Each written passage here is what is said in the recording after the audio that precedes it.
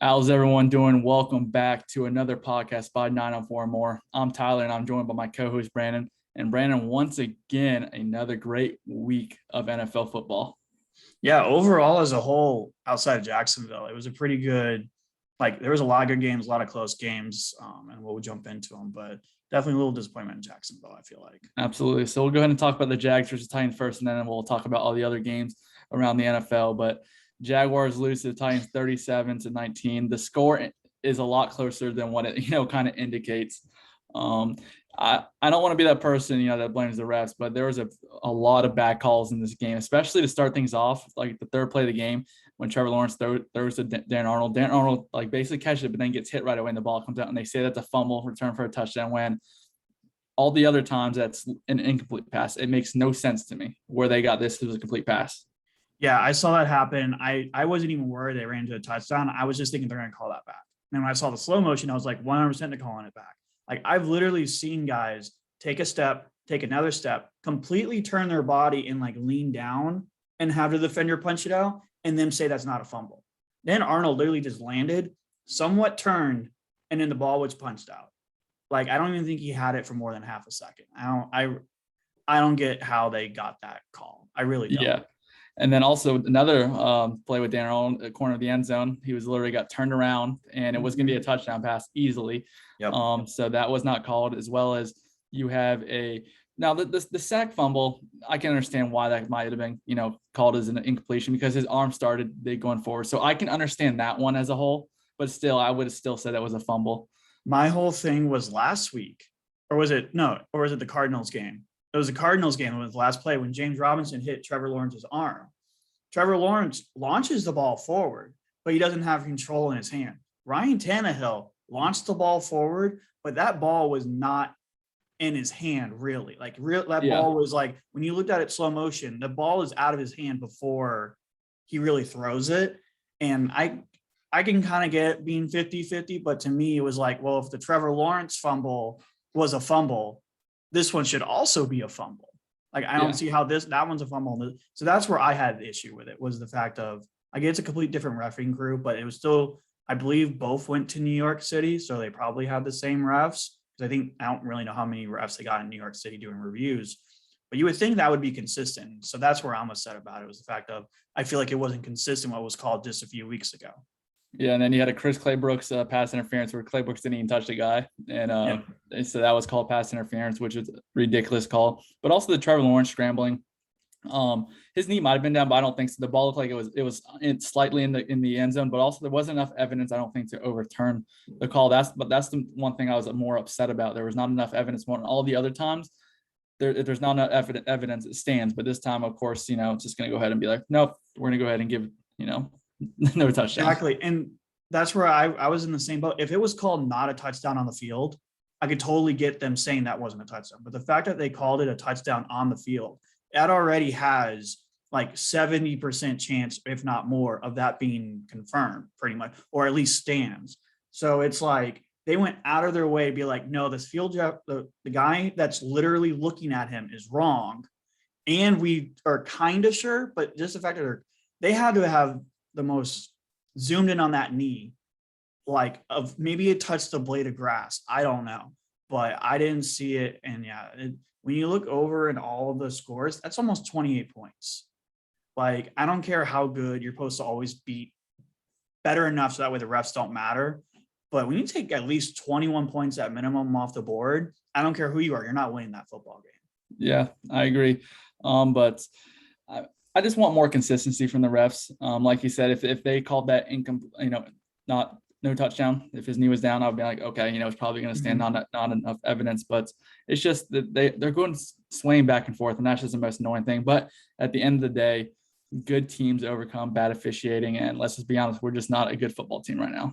Yeah, I don't know if this defense even deserved the win. That was the whole thing. It was the refs kind of sucked. They may have blown this game, but I really don't know if this defense was good enough to even deserve that win, because the defense did not play well at all. Absolutely. Yep. I agree. Now, I do want to talk about, let's go ahead and talk about the few positives, more so the few positive players, I thought. Offense side of the ball, I thought James Robinson looked really good. I don't understand why he only had 6 carries in the second half when he had 149 rushing yards. It makes no sense. Trevor Lawrence, I thought looked pretty good. He had that one interception last play of the game, but that's whatever. I'm not really going to count that. Right. I mean, he was just going to throw in the end zone regardless. Darren Arnold, besides that fumble, I thought he played pretty good. He had like 67 or 70 yards.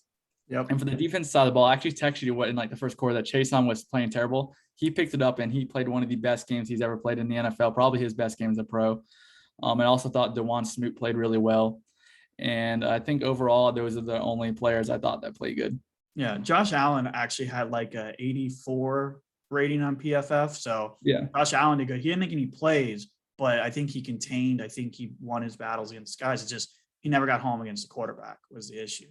But yeah, I don't know what we're going to do about James Robinson. I hope that the only thing I could hope is that the Jags, I feel like at least when they lose and they know why they lost, they don't usually repeat it the next week. Like every week they got progressively better with Trevor Lawrence. I feel like the first two games we didn't run James Robinson at all. There was an uproar. They finally start at least running him like actually at least 18 carries. Like before he was getting like 9. He needs to get 30 now. Yeah, exactly. So I'm kind of like, you know what? At least they're progressively, I feel like they're getting better. It's too late of the season now to be doing that. You need to have that done by like week 2 to kick all that stuff out. We're still going to be going into week 6, like kicking around things.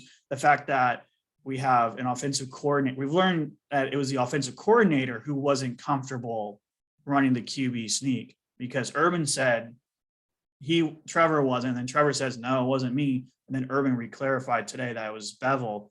Just because they haven't run it in a live game before, I thought was really stupid. Yeah, for sure. They've said they run it in practice. So if you run it in practice, you can run it in the game. Like, unless it never worked at practice and you're like, it doesn't work at practice, why would it work in the game? I don't know. All I know is that was an issue, but I think progressively moving forward, staying positive with it. I think we finally got a tight end. We got a running back. We got a quarterback. We need to get our receivers more involved. Absolutely. Marvin Jones, 1 catch, freaking Chenault, 1 catch. We can't win with that. No, I agree 100%. They definitely need a true number 1 wide receiver. But go back to Bevel really quick. I told you earlier how I'm not upset. I mean, James Robinson should have been in there at the 5, within the 5. Mm-hmm. I'm not upset about that. I'm more upset at the fact that of the play calling. Yeah. Like it should have been a quarterback sneak. I mean, James Robinson, if it was the same call Carlos had, he was going to get stuffed just because the Titans penetrated it. I mean, it was just a terrible call. Yeah. In my personal opinion, it should have either been a quarterback sneak or a play action where Trevor Lawrence runs out into the end zone. That's just 2 plays I think that made the most sense. Yeah, 100% agree. I really liked Bevel was calling a pretty good game. Like even with that one play on the goal line, we had 4 tight ends out there. We had mismatches. Yeah, he uses the tight ends a lot. Like there was actually a very good game for tight ends, which is kind of strange to say for Jaguars. So it was going good up until that drive was bad. And then we actually had before that, Trevor missed Chenault. Like wide open for a touchdown. He also missed Marvin Jones. Marvin Jones was open and he threw it later than what it was supposed to. So it's not, if those 2 plays change, we're not even having this discussion about QB sneak or who had the ball running the ball. He had touchdowns, and unfortunately, that was Trevor Lawrence's 2 worst throws basically of the whole game. And they cost us a touchdown pretty much at the end of it. So I mean, yeah, I agree. But overall, I thought the offense actually played pretty good. They put a lot of yardage up. I mean, overall, I think the past few weeks, the offensive playbook has actually been pretty good. Besides, not running James Robinson enough, I can't complain. But it's more so the defense is still not getting pressure, not getting takeaways. Griffin played a great game. He only allowed like 30-something yards against A.J. Brown. He should have had a pick 6, which is right in his hands. He should have about 4 interceptions. Like people would be talking about him like they're talking about Diggs right now if he actually caught the ball. Like, and it's not balls that are like, it touches his finger. It's literally hitting him like where he jumps the route. Yeah. And he just can't catch it. Like, I don't know if he needs to spend time with the receivers or the receiver coach to learn how to catch the ball. But like, if he just would have catched the ball, like, I feel like we would have at least won a game or 2 because he would have had a pick 6 on that one. I think he would have had a pick 6 on the Houston game. Remember when he jumped the route? Yeah, the Houston game. And then that he dropped another one against the Cardinals, I think, on a deep pass. There's been multiple times where Griffin, he's there. A man, he cannot catch. Like, well, I think he only has like 3 or 4 career interceptions with Seattle. I mean, he's always been someone that can be around the ball, but he just can't get the interceptions, which is a lot more to be said about the other corners. I would take another Griffin on the other side. Someone that Oh, if we had another Griffin, would, we would be fine. The problem is we got Chris Claybrooks playing out there. Chris Claybrooks probably wasn't even be on another roster at this point. The way that he's playing, he's not good. Like, and I don't know, man. We need Campbell out there. I think they actually got a little bit better in like the fourth quarter when it came to passing, stopping the passes. When what's his name from Oakland we signed, he actually came in the game. What's his name? Or something like that. Yeah, when he came in and they actually played a little bit better. So I assume next week in London, I assume he's going to be the opposite starting. I mean, you can't get worse than what you have already. No. I mean, Campbell may start. Like, Campbell and Griffin are kind of the same. They're both there. At least Griffin can knock the ball away. If Campbell can just learn to knock the ball away, he's actually a really good corner. He just can't do that. Well, really good, but he's a decent average corner in this league. If we can get corners that actually catch the ball, we might have actually a decent defense, but just not happening. Yeah, and then I don't know. Did you hear Urban Meyer's after the game? He talked about they took the green dot away from Miles Jack because Miles Jack actually plays better when he doesn't have the green dot. And I'm like, so you just now realize that after literally 5 games.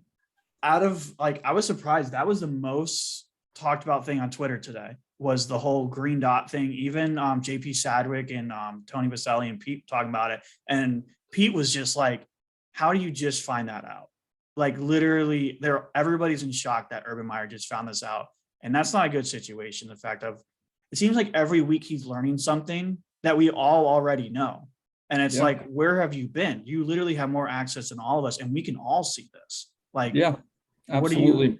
So I'm very worried about that with I don't know, Balky, Urban, the coordinators. They're just not picking up on the obvious, it seems. Yeah, I mean, Miles Jack, we all know he plays better when he doesn't have to worry about other people. Like, that's just how he is. So now you have Damian Wilson who has a green dot, and also they say Jenkins has the green dot as well. Jenkins should have it. Jenkins at least is out there every play. Wilson is not out there every play.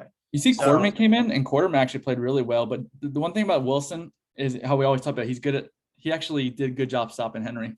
Oh, yeah. I do want to talk about the run defense. They only allowed 130. They did a lot of those 3 touchdowns, but no really big, long runs. Mm-hmm. I mean, he had 28 carries for 130. I don't know. What's the average for that? Do you know? Well, he had 29 for 130 for a 4.5 average. Okay. But he had this, like a 30-yard run and a 20-something yard run. Overall, though, I thought from quarter 1 to 3, they did a very good job at stopping Henry. Yeah, I want to say he had 1 point 16 carries for 50 yards. Yeah, he did. It wasn't any, and then it started, which is what Derrick Henry usually does. He just bullies them. The biggest issue with the runs was those 2 touchdown runs where he didn't even get touched. We're talking within the 10-yard line. Everybody knows going Derrick Henry up the middle, and he doesn't even get touched. So those 2 plays were very, I was disappointed. What were we thinking on that play? Realistically, what were we thinking on that play? Because we all knew that was coming, and he did it. And they did it in such good fashion. He didn't even get touched, running right through the middle of this defense. Yeah, it's definitely that was definitely annoying to see. But overall, Jags continue to get better each and every week. I know we keep saying it, but it's a positive. I mean, it's a team that's rebuilding. At least we're not a team that's getting blown out every game. The Dolphins lost 45-10, even though they're not rebuilding. We're still competing. We're competing in most of the game, which, when we had Gus Bradley for those few years when we were rebuilding every year. Close. No, but now, I mean, we're close. So, and believe it or not, I actually thought the past few weeks enjoyable watching the offense, actually, for the most part. Oh, yeah. When you look at the offensive stats, I mean, Trevor Lawrence was 273 yards, James Robinson 149 yards, and Trevor had 28 rushing yards. When you actually look at offensive stats, we're putting up yards. It's not like we're this inefficient offense that's only scoring 10 points a game, only averaging 200 total yards. We're putting up points. It's just the defense isn't working out, and we just can't finish. And we have no kicker. Because we have no first kicker. Time in NFL history, or is it in 20 years, something like that? Where first time in NFL history with no one's ever made a kicker. We don't have only team ever to not make a field goal after the first 5 games, which is ridiculous. I seen the extra point he missed. He did slip, so that's what Urban said, and also the 52-yarder. It was good. It wasn't going left or right, but it hit the upright. So, I would say anywhere from 40 to 50, he probably can hit it. Yeah, I think that's. Urban did kind of his knock is that he's perfect accuracy wise. He just doesn't have a leg. Like, Yeah. I think when I was listening to Tony Vaselli today at at the 4 o'clock hour, literally he was saying at warmups, he was struggling at 50. Like Tony was like, it was barely getting in there. When I saw him line up for 52, Tony basically said, like, this is either going to be barely over or he's going to miss this short. And he missed it by about a yard short. Yeah. Urban did say there's going to be a competition once again between Lambo and Wright, but Wright cannot come back. Once he goes back to practice squad, cannot come back anymore because you can only bring someone up twice. Yeah. So I say at this point, bring Lambo back. Like, I hate to say it. I get they that. said they're looking around other options as well. Who's out there? If this is week 6 of the NFL and he's not signed, we saw what this was last year. Last year was atrocious. We're trying to pick up guys in the middle. We just need to say, screw it. We're 0-5. What are we going to do? Let's just shove Lambo out there and see if he can get hot again. Because before he came to Jacksonville, he was not good. Like, he got cut by the Chargers. And then he came here and was lights out. So I'm saying at least Lambo can kick it over 50 yards. We know that. That's not the issue. The issue is the accuracy. I would rather have a kicker at this point be able to make a 50-yard kick or a 40-yard kick than a guy who's just going to make the extra point every time. I feel absolutely. We're 0-5. Like, what do we do? We need to go for 2 every time anyways at this point. Like, really, let's just go for 2 every time and just have Lambo out there. And if it's a 50-yard kick, roll him out there. If it's between a 40 and a 30-yard kick, let's just go for it on 4th down.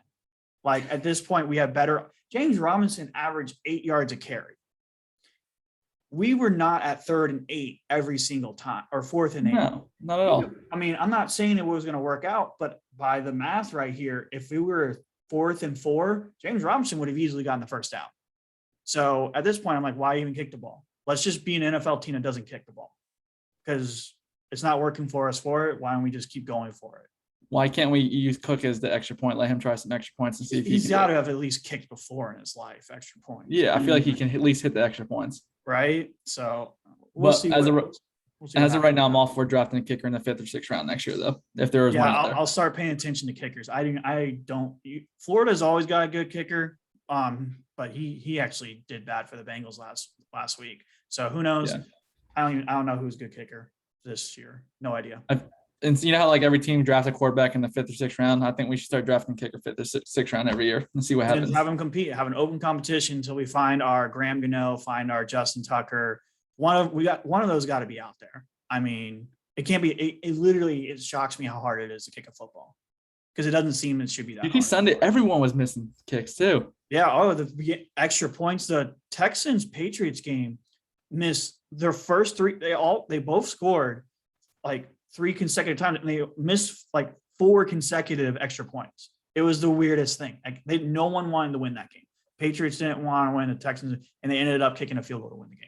Which is it was definitely a crazy week for kickers. But Jaguars, Dolphins, London. We'll see what happens. Jaguars, I think, once again have a decent chance to win, especially the Dolphins. I think we got to be favorites, honestly. Like, the way that the Dolphins have looked, I would almost favorite the Jaguars. That's hard to say, but it's like they also know how to play in London too. They usually play in London pretty well. So there's a whole different unit, but at least a lot of these guys have played there. Like, especially offensive line wise, Linder, Cam Robinson, Norwell, they've all played in London multiple times now. So at least there's that. Absolutely. But other games on Sunday, especially that Sunday night game, the Bills and Chiefs, I am going to go ahead and say it. I said it, I always thought the Bills are going to be the team that represents AFC in the Super Bowl, but I think the Buffalo Bills are the best team in football. I just really do. I think the Bucks give them a run for their money, but I 100% agree. The Bills and the Bucks Super Bowl, unless somehow the Browns or the Chargers pull out on that side, because I think those 2 teams are fighting for 2nd and 3rd place, and maybe the Cardinals in the NFC, because I don't see that. Like, to me, it's the Bucks on the NFC, and the AFC is pretty open. I still feel like, but definitely the Bills are the front runner. Yeah, Kansas City has they might start panicking, especially in that division now. But did you see the Jaguars and Chiefs are the 2 teams that turned it over the most in the NFL so far? Yeah. Patrick Mahomes, I think, he has already thrown 6 interceptions. The most he's ever thrown, is 8 or maybe 9? Sadly, their defense is just god awful. Like, they're almost a historic bad defense. Them and Seattle are the 2 worst defense in the league, and they're almost like putting Dallas Cowboy numbers from last year up on defense, which is not good. And the Bills actually kind of figured out Patrick Mahomes. They didn't blitz. I think they blitzed one time the whole game. They dropped everybody out. They're like, we're going to double coverage Kelsey, and we're going to double coverage Tyreek Hill. We're going to make McCole Hardman and Pringle and Clyde Edwards-Helaire beat us. And to be honest, I'm surprised it's taking this long to people to figure it out. Like, why don't we just double Tyreek Hill and double and I think they have Kelsey and just not blitz? And I think they have a linebacker that spies Mahomes wherever he goes, sort of like not like, too close, but enough where he could run up and stop him from, running from a first down. Exactly. But yeah, I mean, I still think Chiefs are going to bounce back and they'll make the playoffs. There's no question about that. I'm not worried about that. But the Chargers, they look really good. Justin Herbert. I think honestly, if right now between Justin Herbert and Josh Allen, probably for MVP, if I had to say. I think Dak's in there as well. He's winning comeback player of the year though. Yeah, 100%. He's definitely winning that award. But I wouldn't put Dak down for MVP as well. Like, yeah, I mean, the whole Dallas team is playing really, really well. The defense is actually good too for Dallas. Dan Quinn's going to get another NFL head coaching job with the way he's made this defense and the way he's turned around Trey Diggs, because Diggs was god awful last year. Like one of the worst prospects to come out at corner I think I've ever seen in his first rookie year.